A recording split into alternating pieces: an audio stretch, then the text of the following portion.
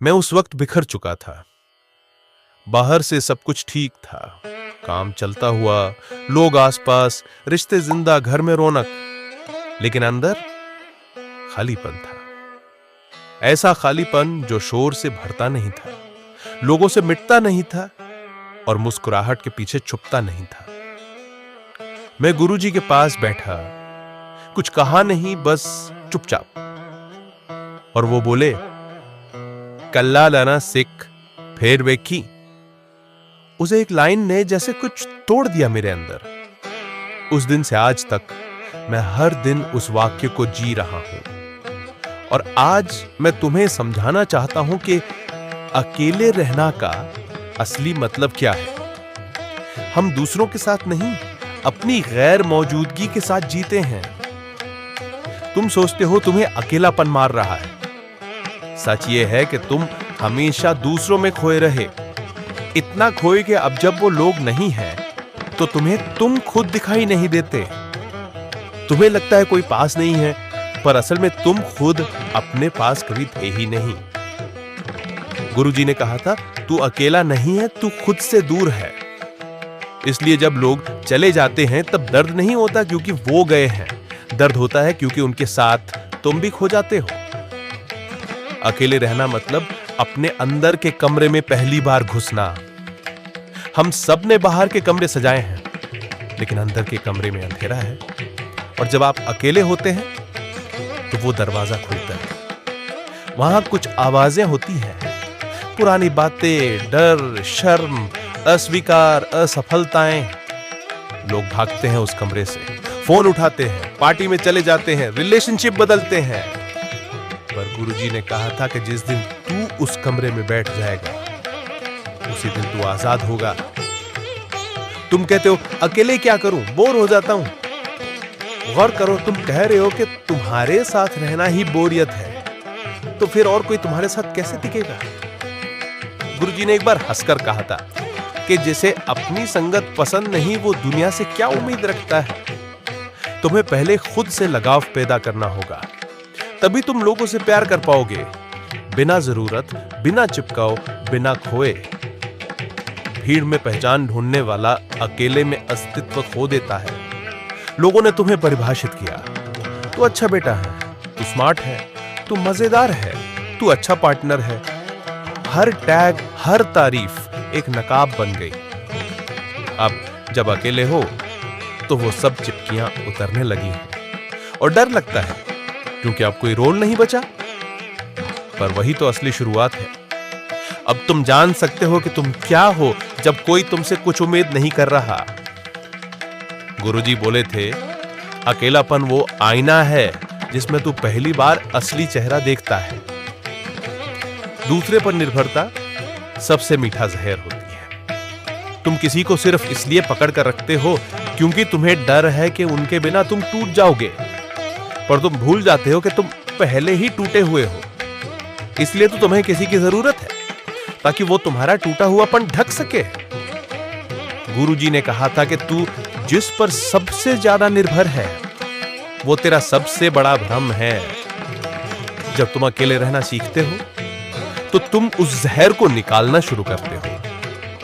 धीरे धीरे तुम्हें एहसास होता है कि तुम किसी के बिना भी खत्म नहीं हो रहे। चुप्पी एक परीक्षा होती है, वहां नकली कुछ नहीं टिकता। जब आवाजें बंद हो जाती हैं, फोन की, टीवी की, लोगों की, तब जो बचता है वही तुम हो। शुरुआत में वो चुप्पी चुपती है क्योंकि हम हमेशा डिस्ट्रैक्ट होते रहे हैं। कभी दुख से भागे, कभी रिश्तों से ढके, कभी काम में उलझे। पर जब कुछ नहीं होता तब मन बोलता है, और जो वो बोलता है वो तुम्हें पूरी जिंदगी में कहीं और नहीं मिलेगा। बचपन में जो डर लगा था, किसी ने मना किया था रोने से, किसी ने हंसी उड़ाई थी तुम्हारे सपनों की, किसी ने कहा था कि तू गलत है, वो सब अंदर जमा है। और अकेलापन वो दरवाजा खोलता है जहां वो सब दबा हुआ पड़ा है। अगर तुम वहां बैठ सको तो तुम वो हिस्सा वापस पा सकते हो। तुम फिर से पूरे हो सकते हो बिना किसी के सहारे। गुरुजी ने कभी जोर से कुछ नहीं कहा, बस अकेले रहना सीखो, अनरिकोफाइड। आज मैं देख रहा हूं, सुन भी रहा हूं और समझ रहा हूं। अगर तुम आज भी उस शोर में फंसे हो, अगर तुम्हें अकेले रहना डरावना लगता है, तो समझ लो कि वही तुम्हारा इलाज है। बहुत समय तक मुझे लगता रहा कि मैं ठीक हूं। लोग कहते थे, तेरा तो सब बढ़िया चल रहा है, काम ठीक, रिश्ते ठीक, सब कुछ सामान्य। लेकिन अकेले रहना शुरू किया तो पहली बार लगा कि सब कुछ बाहर से ठीक था, अंदर से मैं बिखरा हुआ था। ये बिखराव कोई शोर नहीं करता, ये धीरे धीरे आपके अंदर जंग लगाता है। और जब तक आप अकेले नहीं होते, आपको पता ही नहीं चलता कि आपकी असली हालत क्या है। पहचान बनती है जब पुरानी पहचानें टूटती हैं। हमारे अंदर कितनी नकली परतें होती हैं, अच्छे बेटे की, परफेक्ट पार्टनर की, सबकी पसंद का बनने की। और हम इतने साल उन परतों में जीते हैं कि हमें लगता है वही हम हैं। जब अकेले रहते हो तो धीरे धीरे वो सारी आवाजें बंद हो जाती हैं जो तुमसे कहती थी कि तुम्हें कैसा बनना चाहिए। और तब शुरू होता है पहचान का विघटन। वो स्केरी होता है, क्योंकि अब कोई रोल नहीं बचता।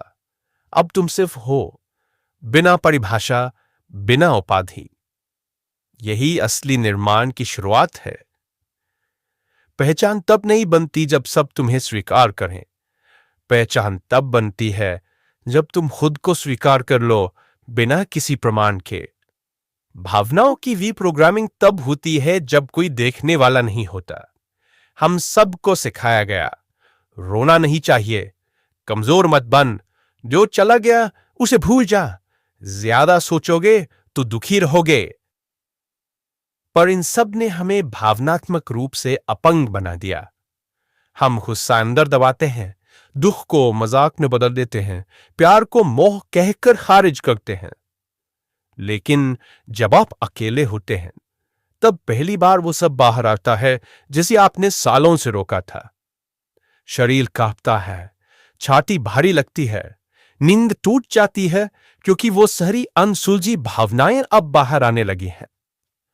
और अगर आप उन्हें ऑब्जर्व कर पाए बिना जज किए, तो एक हीलिंग शुरू होती है। यह कोई प्रोसेस नहीं है, यह एक खामोश क्रांति है। सीमाएं बनाना अकेले रहकर ही सीखा जा सकता है। हम जब लोगों के बीच रहते हैं तो हर कोई हमसे कुछ चाहता है। कभी कोई हमारी हाँ सुनना चाहता है, कभी कोई हमारा समय, ध्यान, ऊर्जा मांगता है, और हम खुद को खोते जाते हैं, ना कहना भूल जाते हैं। क्यों? क्योंकि हमें डर लगता है कि अगर हमने दूरी बनाई तो शायद लोग हमें छोड़ देंगे। पर जब आप अकेले रहना शुरू करते हैं तो आपको समझ आता है कि दूरी घातक नहीं, जरूरी होती है।